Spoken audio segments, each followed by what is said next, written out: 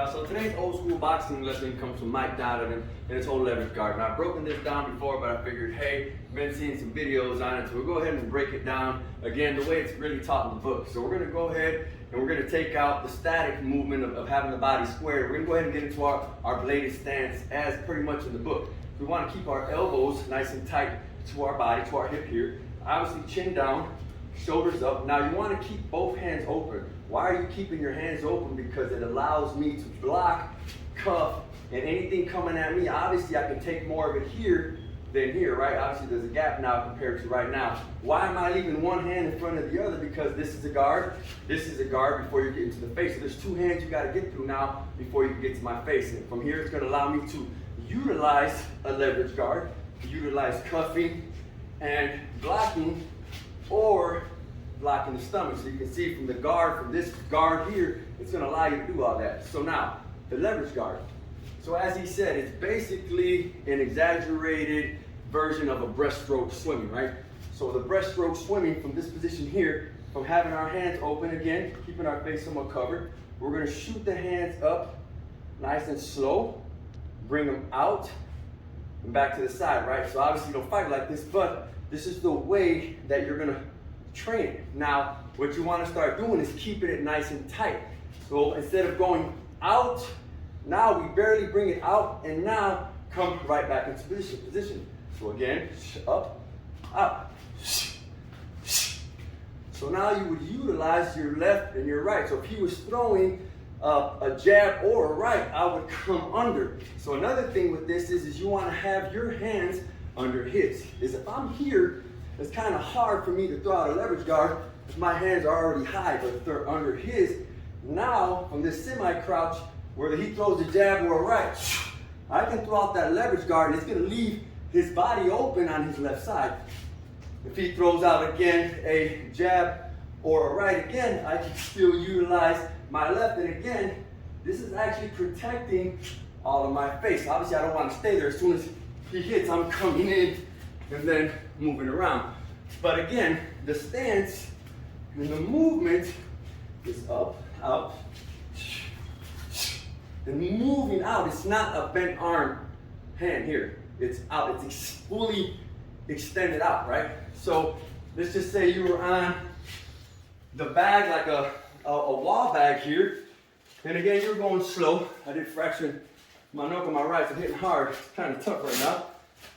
But if I was here, I would get in my position here, and I'll throw out that leverage guard here, and again that's going to leave open the body, move, and then come back. If I was throwing that left off his left here, then I would easily go here, step, and even throw that leverage guard. Now again, it's going to go ahead and put me up in a position where I can get to the side. So if I want to go ahead and use my right leverage guard to block his jab, then the lead to jab comes in of one, and then that vertical right down the middle. So again, if he was throwing the right, I could throw out my right here, get to the body, come here.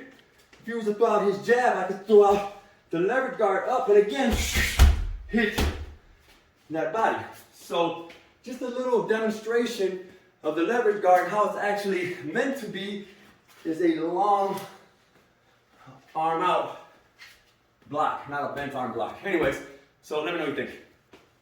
Alright, so today's old school lesson is a leverage guard. We're gonna go ahead and take this drill from the Marshall Stillman method, and obviously it's a drill that Mike Donovan would actually have his class do when he taught. It's called a lead to guard. So this is the very basics for using your leverage guard. So the way that the drill is we want to go ahead and get in our guard.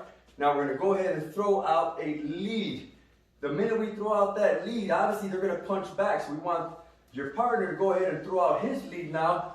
And I'm going to go ahead and use my leverage guard to go ahead and guard it. And at the same time as I'm retracting my leverage guard, I'm going to go ahead and throw out that lead again. So it's going to be a back and forth thing. So you want to go ahead and get in position here. Now when I throw out that diagonal, he's going to use his leverage guard. And as you can see, when he throws his hand up, he throws it up and then he throws it out, right? So again, that's going to knock somebody off balance too and take them off. So when he throws his lead, now I want to be ready with my leverage guard and bring it up. And now from this position again, I throw out my diagonal. So this is the importance too of keeping your hands low so you can actually get under his punch and actually counter. So again, one more time and one more time. So as you can see, it's just a back and forth drill of lead to guard, lead, and to guard. Now that's your basic, right? Now here's another drill that I'm going to show you on how to get to somebody's body. So I'm going to go ahead and put my gloves on now. Just kind of wanted to show you the hand positioning of when you're using this with no gloves. So over here. So now if he threw out his right, I'm going to throw out my right as well. Now what this is going to do is, one, hopefully knock him off balance a little bit, but two, it opens up all of his body. So when I'm coming 1, 2, 3, and then with an uppercut or even finishing off with that elbow up hook, it's a great way to get to the side, right? So now if we're here, he throws out that lead. Again, I'm going to throw out my lead leverage guard. And again, 1, 2, 3, 4. So again, it just depends on whatever movement you're doing. But again, if he throws out his lead, if he throws out his right, it's just getting to the side.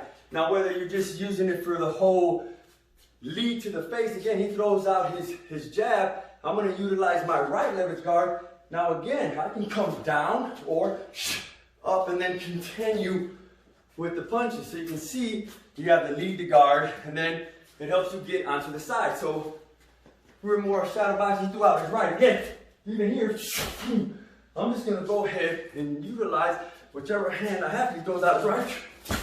I'm just going to go ahead and keep moving with it. But anyways, just a basic beginner drill with the lead to guard, or even just having somebody throw out the right and stepping to the body, or throw out the lead, and again shifting and stepping to the body. But anyways.